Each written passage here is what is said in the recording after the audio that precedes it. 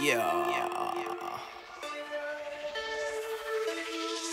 No love and love, man. Man, we went from a cynical place to a pinnacle mind. Records.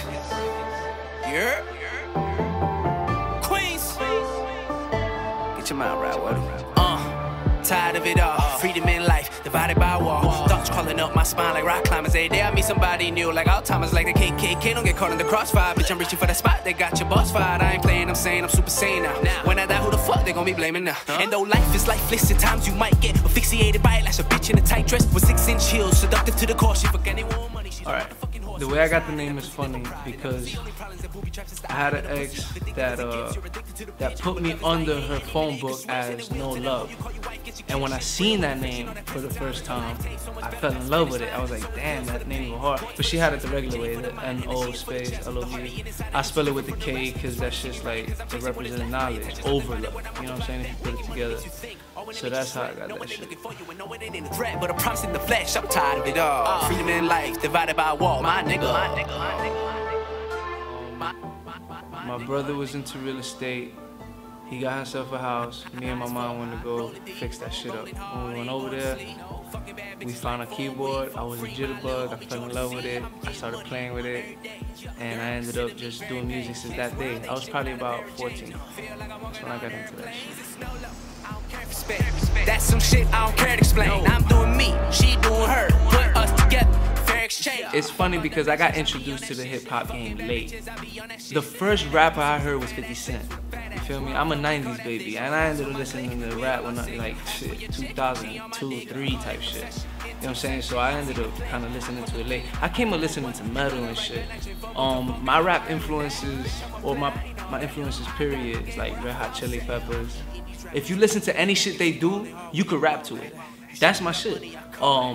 I listen to of course, Bow Down to the White Boy. I listen to Cold World, Drizzy, you feel me? I listen to a lot of shit y'all listen to, you feel me? But my influences for real is like the Peppers, System of a Down, Bullet for My Valentine. Man, you don't even want me to get me started with that shit.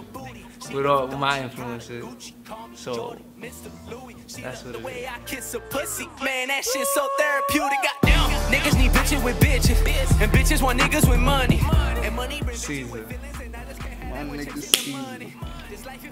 I met my nigga in prison. He was in the work camp, I believe. I was in the regular camp, but it's so close in that camp we was at. Something, shout out to my niggas, man, free my niggas. I actually ended up going to work release. Things didn't go out as planned. I ended up messing that up. Ended up going back to prison. I went back to prison and I'm stopping into the main unit. He came with a group. They always come through on the bus. And he was in the yard. We was chilling in the dorms. He was in the dorm next to mine. And he just came through. I don't even know how we exactly talked to each other, but he just said something about music. Ended up finding out that he was actually from the same spot that I'm from Kissimmee. So we had something in common. So we started vibing on that. And then kind of told him about what I was doing before I went to prison with the whole club stuff. And he was like, yo, my dude, I do music. And I said, yo, I do this. And he said, yo, you got anything? I'm like, yeah. So I was like, well, let me hear some of your stuff. Because I already had in the back of my mind kind of the Pinnacle Records doing that. So let me hear what you said, what you got. I spit some shit. He was like, yo, hit me up. You know what I'm saying? When you get out. The moment I heard it, it was on some, basically what I love, some up north music, lyrical, metaphors. It was just something I could fuck with. So I told him straight up, like, these are my plans. When you get out. I got out before him. I got out like 5 months prior to his release. And I got out right after you. These are my plans, so we're gonna link up, we're gonna make this happen. And we making it happen. This is who we at today. Yo, I mean, I met a random nigga. He came up to me and said, yo, let's do this. I ain't know the nigga was serious. So when he got out, man, that boy was serious, you heard? That boy was serious, and this is where we at now, man. Shout out to my nigga CEO, you heard? It's real. Fat ass pussy with some fat ass lips with a fat ass. Where I'm from, we call that thick. As for my clique, we all are sick. As for your chick, she on my dick. I did some stuff that, you know what I'm saying, that I wasn't proud of. I ended up having to go away for a couple years. And before I left, I had Pinnacle Twins Entertainment. So when I went into prison, I always liked the idea of Pinnacle, which basically means, the meaning behind that is keeping your mind at its highest level, always keeping it pinnacle. So to basically get through your time and do what we had to do in there, you always gotta stay focused and keep your mind at 100%. So I always wanted to keep the concept Pinnacle and then basically your mind. So I came up with the idea of Pinnacle Mindz Records, PMR. She love Dolce, Prada, Gucci, call me Jordan, Mr. Louis. She love the way I kiss her pussy, man, that shit. Basically what separates us from other record labels, mainstream record labels, is you want to let our artists do their own thing. Find someone with talent, keep them that way, but mold them and take them to a spot where they should be. Not like mainstream labels who are trying to basically just change their artists into what's going on today. Just to run in between you, I go dumb if I need to. If the crackers, I'm not gonna play them if I need to. Fuck you mean what made me pick Pinnacle, nigga? That's the only way to go, you heard? That's the only fucking way to go, man. It's Pinnacle all day, man. If you ain't with this squad, like, you ain't with no squad, man. Fuck you mean? Like, it's the only way to go, man. It's PMR, baby. To the death, you heard? Pinnacle Mindz Records, man. 50-50 all the way, nigga. Salute.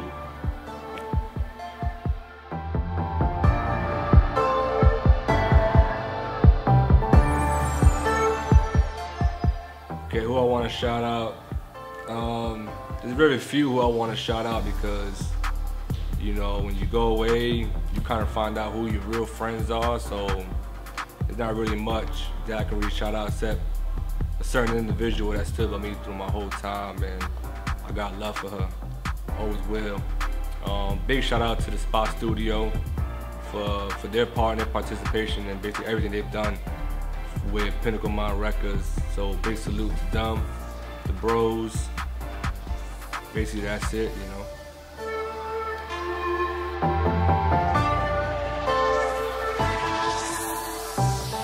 Shout outs. Yo, I could go all day with the shout outs, just like my influences, man. I want to shout out my family, of course, man. Mami, tú sabes, es para nosotros, para que, tú sabes, para comer bien. I want to shout out YSMG, No Love, One Love, PMR, Pinnacle Mindz Records. I want to shout out the Spot, the bros. Without them, we really couldn't do this. But everybody's a LeBron on my team, you heard? Everybody's a motherfucking Jordan in a Wade, my nigga. Like, we couldn't do this without nobody. This is No Love, One Love. We are no one without each other, you heard? We are nobody. We are just a union. We are unity in the making. This is real.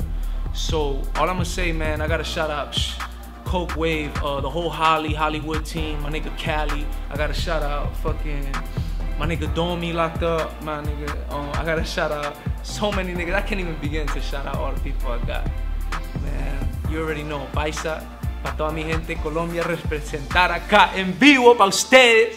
Ya saben, man. Pereira, Bogotá, todo lo de nosotros, vamos. Tú sabes, man. Everybody, man. Salute, man. This is all love, man. Remember, it's never hate, it's all love, you heard? Get at me.